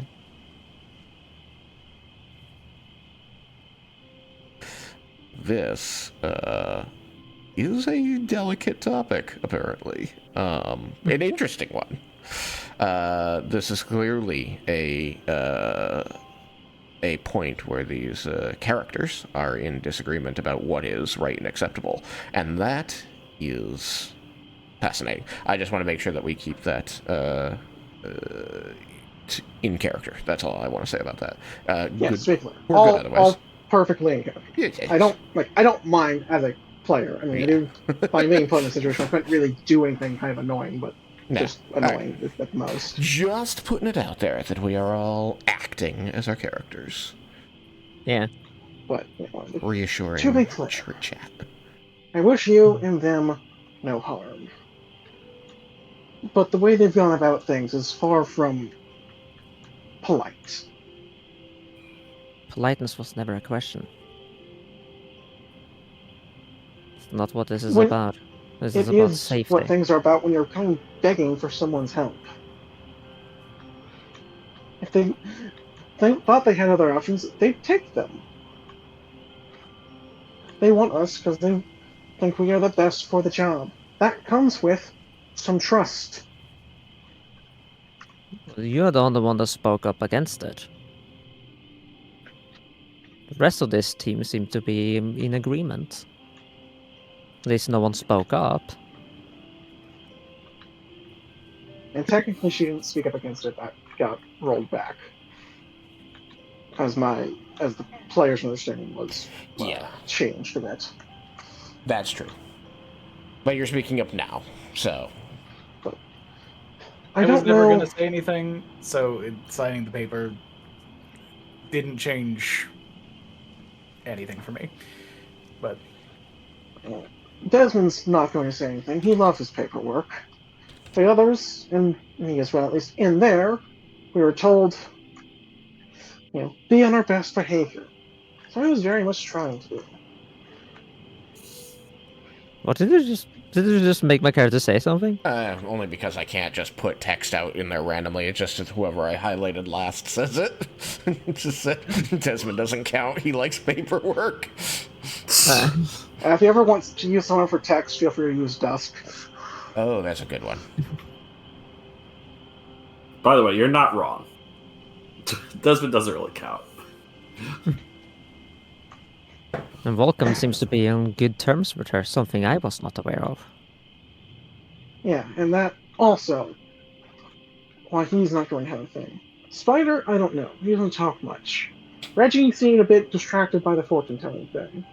Maybe they don't care. When Desmond drafted that document, would he have included some sort of extenuating circumstance or, no, lack of a better word, loophole? Or would it just be, don't say anything? I mean, Desmond takes this stuff very seriously. He would make it cut and dry. I don't know if that really answers my question. There would I be think no there is no loopholes. loophole for torture, if that's what you're. No, but I meant that, like, there might be an extenuating circumstance where you have to talk about something. It's a potential event that could possibly happen. So having a legal document that says you can never do this thing, and then having a point where, oh no, I might have to do this thing. Like, there are, like, would he have the foresight to go like, oh, I can't foresee every potential thing, so I will just have like a little thing that just says, you know, it might be necessary to breach this contract for some important reason, and only in that instance may it be done, or is it just straight up never talk? I imagine that's the kind of thing that comes up only in the Arathian courts of, like, trying to defend yourself against the justice of God. Yeah, I would have to agree. Because, I mean, Desmond's only mortal. He can't think up every last possible thing. So it's going to be like a case-by-case basis of you sell your case to the court based off of what made you have to say it. And they would have to judge if that was enough of extenuating circumstance to forego the contract. Just because, like, risk of bodily harm is probably not something that would be, included as an extenuating circumstance for an organization like the Black Rose, at the very least. But Interesting. I think we need to actually sit down as a party and write the Arathian Code of Laws. I think This is the person who is upset that we didn't go to hell that one time back in ELR. we sent my familiar to hell. Well, you did. We didn't get the party there. And then, conveniently, we never summoned that familiar ever again. Nah. That is true. I don't think we ever Never summoned summoned it it again. Or Nope, Kyoko you never just got did. left in hell. Disappeared. I don't know if that was ironic, or if Tristan really is surprised that one of the most fucking anal retentive group of people around would actually spend time discussing a fantasy legal document that our characters had to sign. I just It's like, figured that how there were did- bigger fish to fry. I was wrong. No, we have somebody else's bigger fish to fry. I They're mean, getting in the fair. way of our big fish. Causing Which us is the law. problems. This is precisely the kind of discussion we always have. No. He's not wrong. I missed this. Like, The most in-depth, pointless, just... We could have had, like, one sentence just to go, like, oh, yeah, there's just, like, a clause in there that says, you this can go to arbitration if you feel you need to break the contract. And then, discussion over.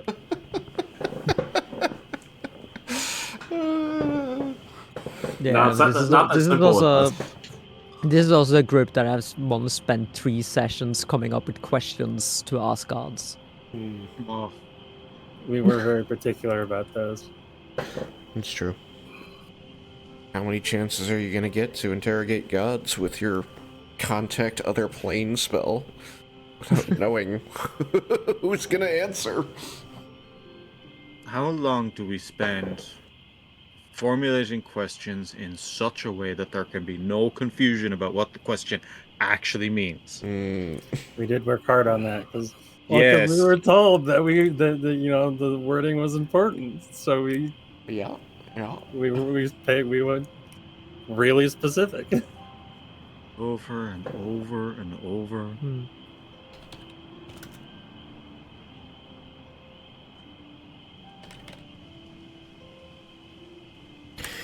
I don't know, I'm just thinking back to the phrase that I never thought would be uttered, which I think was, I would like to hear Brendan's opinion on sturgeon. Sam.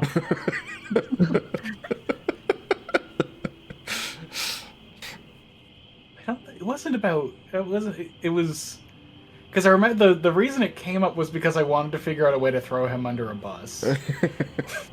Because it was like we were running into a problem, and it was like basically what if we could get the Aboleth to be mad at him or something like that. I think, right?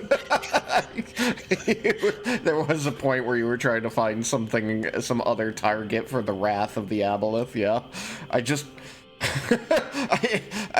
I know that it was like, man, if only we could talk to Brendan. I think it was like I'd like to be able to ask Brendan. Something like that. And it's like, oh, those are dangerous words to say when you're next to a person who was cursed by Brendan.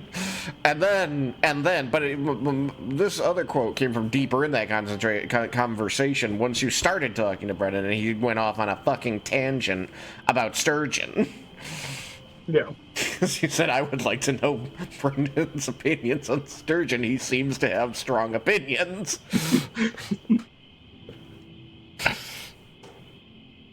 Such strong opinions.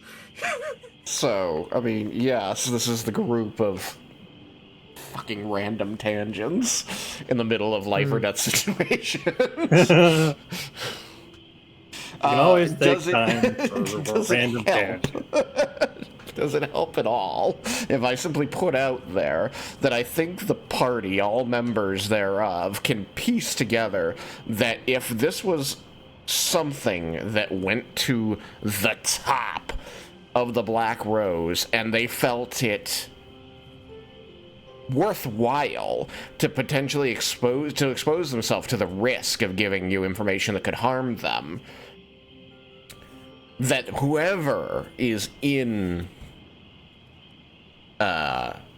Umberlight is probably in some way important. It's also, honestly, probably more a means of protecting us from just being assassinated by these people. That too. Honestly. Like sharing the information. Like currently, it looks like someone is today. Okay. Yeah, this is an organization that a lot of people thinks about. Like anyone involved with them is, like if their identity is outed, they are in danger. If any of us goes out saying anything, this can be in Morgan's voice, by the way. If any of us go out saying anything about this, about who we are, who we met, who I am, all of us will be in danger, and those we know. I know I would not risk that. I'm saying that if this paper wasn't pushed for, then that's all the more reason for people to come after any of us just for knowing it, not even saying anything. Because if I wanted to make sure that something wasn't said, you kill the person, remove the jaw, grind the jaw up into itty bitty pieces, across a couple different flour mills, honestly, just in case, and then you spread that just a little bit in different people's shoes as they're traveling around. So that way it goes literally everywhere. See, Twilight, this is exactly what I meant about it could have been way worse. I never said it couldn't have been worse. I said it went too far. I think If it did. I if you think it wanted to didn't. keep your secrets, they could have just had you. They didn't need the rest of us. Were we explicitly told that Morgan was a member of the Black Rose before we went in, or was it like implied? Or It was It was implied. so heavily implied that for any of us to deny that fact would have been extremely obtuse. Yeah, I think it was very clear that all of you definitely understood by that point, but it wasn't explicitly said, no. Yeah, like all of us could have been like, nobody said anything. Like, it has not been confirmed. Like, but like it was so clear that I could see it with my yeah, I left couldn't eye. quite remember that.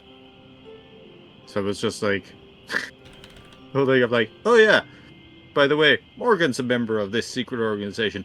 Don't tell anyone. I was like, you could have just not told us. It's like it would have been just as effective, if not more so. Yeah.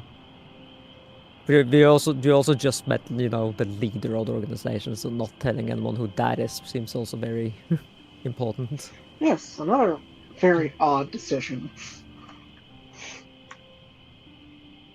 Yeah, this one I have to apologize for the internal logic of it, just because it is something that probably in the perfect world would have been handled away from any of you so that none of you was aware of anything, but it felt more narratively important,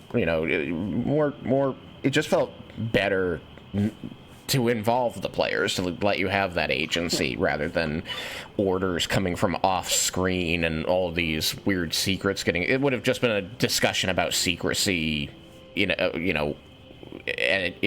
from a different perspective. When Morgan says, hey, we have to go do this thing, and you go, why? Yeah. And she goes, important people said to? We have been hired to. Okay. We've been hired to. Fair enough. I mean, I'll drop it. I'm not saying that there's anything wrong with you discussing it. I don't want that Yes, to be like, the I still need to takeaway. discuss it. I won't harp on that particular point because It's a good point, because, like, if I were writing a book, I would probably just have had Morrigan handling this by herself off screen, and then had it come through the tiger's eye as a job, where she tells you, go here, get this person. But it just felt better to give, the old characters cameos, and why do the cameo where the rest of the party can't appreciate it? Yeah. I do understand and appreciate that, so I will avoid that particular point. It's a fair question, is what I want to say. That's what I want to like. That's totally fair, and this is my explanation. It's not perfect, and that's my fault. Well, nothing can be perfect. Indeed. But I like them to be perfect. Don't we all? Anyways, sorry for derailing the last 15 you're okay. minutes. It's like it was good in-character discussion. There is tension. There is tension. And also, to try bring it a little bit back to character there, I do not much appreciate you using such language about her. Without her, I would be lying in a ditch somewhere in Thanadir by now. Look, I can appreciate that she's helped you out. I appreciate that you have respect for her. And I will try to be less angry in the future, but right now, she just threatened everything about me. So, give it a day or two. Saying I expected more. I will do my best to calm down and think things over. But well, what I am surprised about is none of you have said anything about, me. Now we know everything. So, we all have secrets. That's what being down here means. You think I don't? You think he doesn't? You think Desmond doesn't? He might be as straight laced as anyone down here, but he certainly has his secrets. By the way, we can't talk about it because we decided a non-disclosure agreement. Fuck you. Yeah, Morgan would laugh too. I would like to point out we can still talk about it amongst ourselves, just not to anyone else. That was Desmond's attempt at humor. He wasn't going to we talk about once it Morgan amongst ourselves. actually like that. Yeah, she gives you like a shoulder bump with her elbow. Good one. I'll admit that one was good, but still. Oh, there was someone who was at that meeting who didn't sign a non-disclosure agreement. Dusk? How? Oh, Hal? Both. Hey, I mean, you know, cross my heart, hope to whatever. But the rest of us doesn't know about them, so. Yeah, and You they're know the also not interesting thing physically capable of signing a document either. The interesting thing about the Ring of Mind Shielding is that when you're in it, you could just leave. you're not trapped in it. You can just choose to leave. So I like you were trapped in it. I thought you were trapped in it until somebody else died with it, and that forced you out. No, it is very specific that they can leave whenever they want. They're just there to either cling to life or annoy whoever else is holding them. Oh man, B. Go with option B. That's better. I know. I like the idea that he can leave whenever he wants. He just does not know he can leave whenever he wants. Yeah, he thinks he's stuck there. He's trying to get you to get killed. Yeah. Last time I wrote a character around one of these once where it was a died family member in it, so more or less the person wearing them kind of begging the person in it to stay while they're trying to figure something out. But that campaign didn't pull through. Oh wait, but if you die while wearing this ring, your soul enters it unless it already houses a soul. So the only way your soul could stay in it is if the person leaves. So he's gonna die wearing this ring. Hal's gonna be so excited for this moment, and it isn't gonna happen. It's not gonna happen. He's like, wait, where is he? Spider's gonna pass off into the afterlife, and he's gonna be stuck in the fucking ring. See, that's even better. And then Ignatius is gonna show up. It's gonna be the worst thing ever for him. Poor guy. No. Hal's gonna be like, I'm stuck with this cursed ring, and Ignatius is like, this ring is not cursed. And then just throws it away. So we go into the Underdark? What's happening? I think stop back by rooms to pick up extra rope and manacles and then go to the Underdark. Oh, rope and manacles. I like it. This sounds like a fun night. Kinky. Exactly what the Underdark called for. Look, We get a bag I of already had to holding. lose my good pair. I'm not losing my good pair again. He's getting the rough ones. Well, that's the fuzzy ones.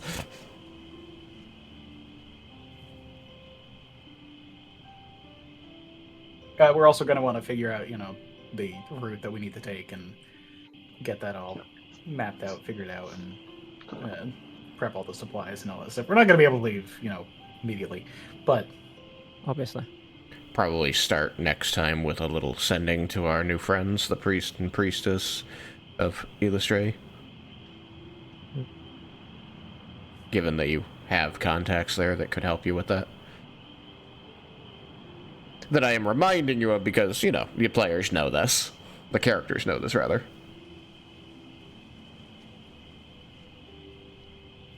Tough crowd. I think Desmond's the one who people could have been very quiet today. Oh no, the tunnel flooded. Well, oh at least on Twilight's Oh, right. being in the room. She was quiet because, from all external perspectives, as far as she knew, she was talking to a fae. I ain't saying anything I don't have to. That is true.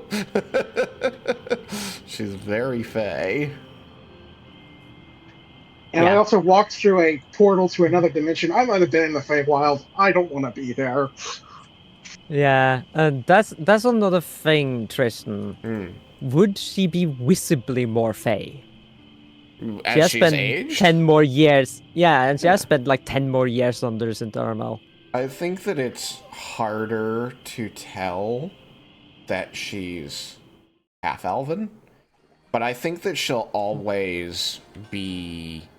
There's always going to be tells that she is not Eladrin or Fae. Like, she's riding this line between these worlds. She's being given these features by her pact, but they're not original to her, I guess. You know what I'm saying? She became more one way. Yeah, so like facial features and such will give her away as being half human. Yeah. Yeah. Like her ears are longer, so people are less likely to go, oh, it's a half elf. Be like, oh, it's an elf. I'm not sure. Complicated. Yeah, because I thought about that when I made the model, thinking that should I go with like the elf heirs or the half elf heirs? I think that she will probably be more elf heirs now. So I'm glad I came to that conclusion. Boop. All right, so it is 9:30. So I'm gonna place this on this map. Get all the tokens in here. You say that you're going to gather your implements. When you get a bag of holding, are they difficult to pick up? Like, are they heavy? Reggie's got one, and Vulcan's got one. Yeah. Do you want more? I figure that if we want to surreptitiously bring someone into the city, sticking him into a bag Oh, yeah. holding Reggie's bag has absolutely been used for that at different points. Oh. I imagine Spider would be aware of that, so. Like, what they've run out of air or something? Didn't we talk about something like that in the last? You just gotta talk fast past the guards. Yeah, they get 10 minutes of air. It's plenty. Maybe we can get the artificer to come up with some sort of oxygen tank. Yeah. 10 I could minutes do is a that. mini eternity. Come on. You hold your breath for long stretches of time, and that 10 minutes, because you can hold your breath for 1 round per point of con. So, really, that 10 minutes, that's like 20.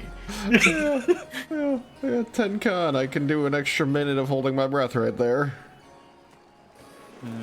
There is a spell. I know druids have it. What's the spell that like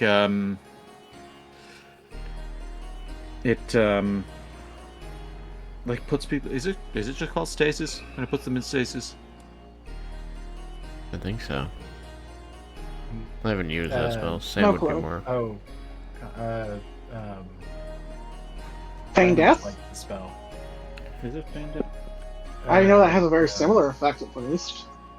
Target appears to be dead and Sequester? is like resistant to all damage type thing. Sequester would do it. Where's the correct tab?